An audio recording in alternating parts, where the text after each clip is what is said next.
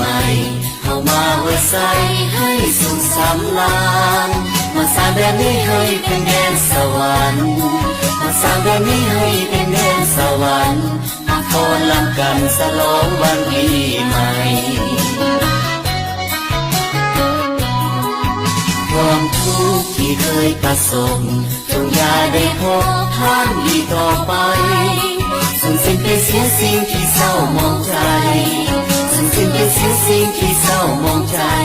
ขอสีวิไลจงได้มาแทนที่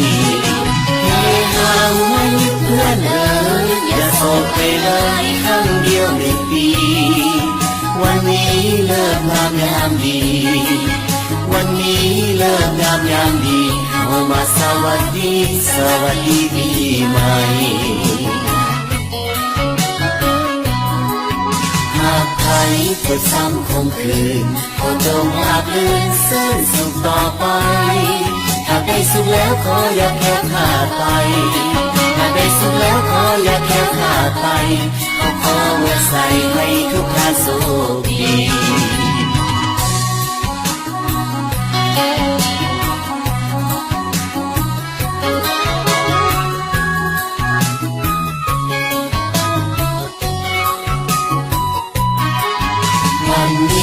วันดีปีใหม่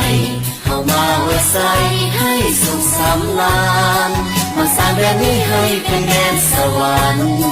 มาสร้างแดนนี้ให้เป็นแดนสวรรค์มาฟ้อนรำกันฉลองวันปีใหม่ความทุกข์ที่เคยประสบจงอย่าได้พบท่านอีกต่อไปสูญสิ้นไปเสียสิ่งที่เศร้ามองใจสูญสิ้นไปเสียสิ่งที่เศร้ามองใจขอสีวิไลจงได้มาแทนที่ให้ห่างมันเพื่อนอย่าโศกไปเลยครั้งเดียวในปีวันนี้เลิกงามยามดีวันนี้เลิกงามยามดีเอามาสวัสดีปีใหม่หากใครเจ็บซ้ำคมคืนขอจงราบลื่นเส้นสุขต่อไปหากได้สุขแล้วขออย่าแค่ขาดไปหากได้สุขแล้วขออย่าแค่ขาดไปขอไว้ใส่ให้ทุกท่านสุขดีขอไว้ใส่ให้ทุกท่านสุขดี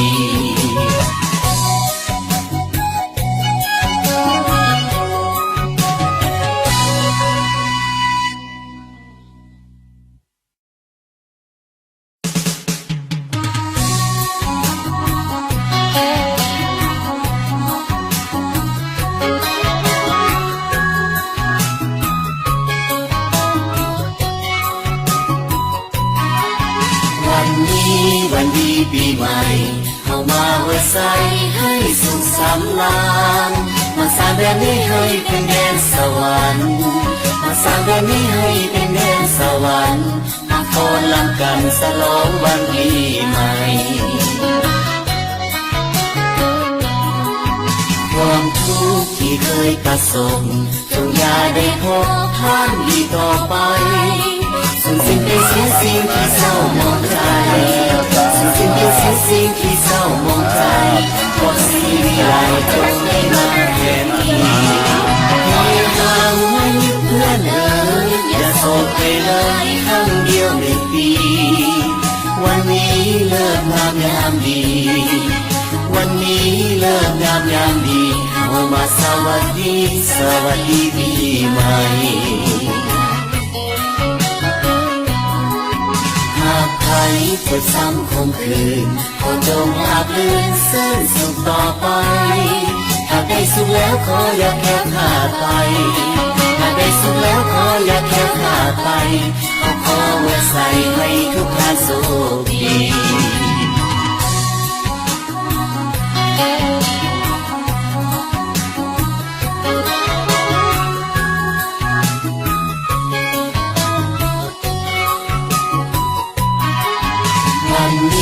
วันดีปีใหม่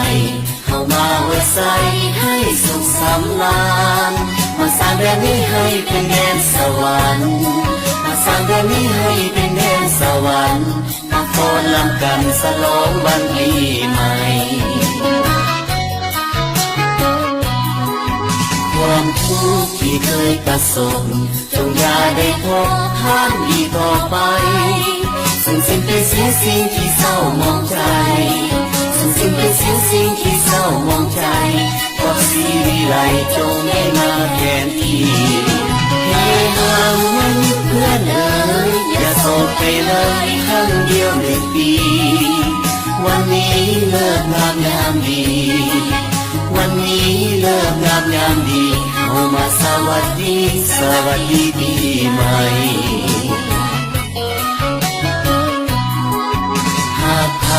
จะซ้ำคมคืนขอจงราบรื่นเส้นสุขต่อไป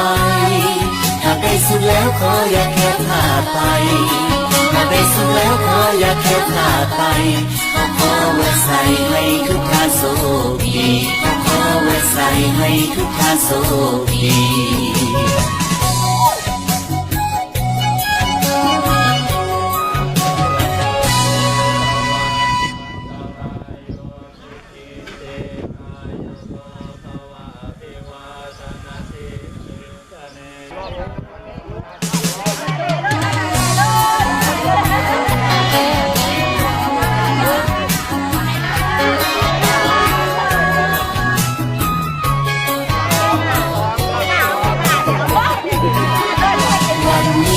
วันดีปีใหม่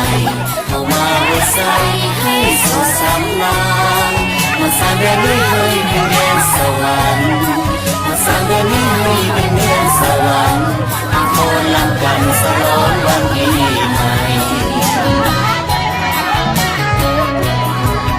ความทุกข์ที่เคยประสบจงอย่าได้พบท่านอีกต่อไปสูญสิ้นไปเสียสิ่งที่เศร้ามองใจสูญสิ้นไปเสียสิ่งที่เศร้ามองใจความสีวิไลจงได้มาแทนที่ให้ห่างมันเพื่อนเอ๋ยอย่าโศกไปเลยครั้งเดียวหนึ่งปีวันนี้เลิกงามยามดีวันนี้เลิกงามยามดีเอามาสวัสดีสวัสดีปีใหม่หากใครจะซ้ำคมคืนคนจงอาบลื่นเส้นสุขต่อไปหากได้สุดแล้วขออย่าแค่ขาดไปหากได้สุดแล้วขออย่าแค่ขาดไปขอไว้ใส่ให้ทุกท่านโชคดี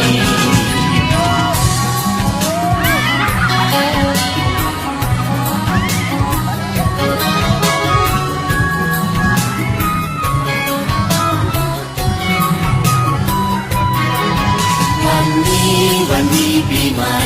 เข้ามาไว้ใส่ให้สุขสำราญมาสร้างแดนนี้ให้เป็นแดนสวรรค์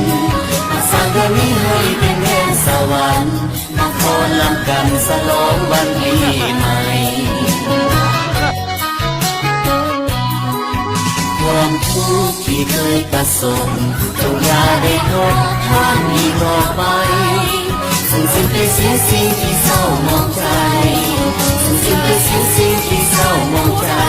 ความสีวิไลจงได้มาแทนที่ให้ห่างมันเพื่อนเอ๋ยอย่าโศกไปเลยครั้งเดียวหนึ่งปีวันนี้เลิกงามยามดีวันนี้เลิกงามยามดีเอามาสวัสดีสวัสดีปีใหม่